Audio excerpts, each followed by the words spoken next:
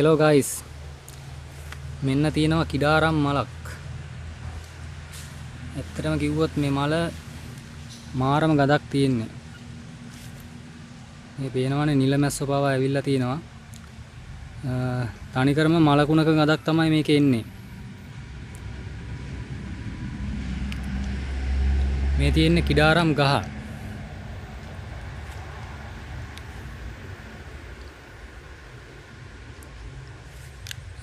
කිඩාරම් අල ආහාරයට ගන්නවා. ඒ වගේම ඖෂධීය ගුණයක් තියෙන අල වර්ගයක් කියලා තමයි කියන්නේ.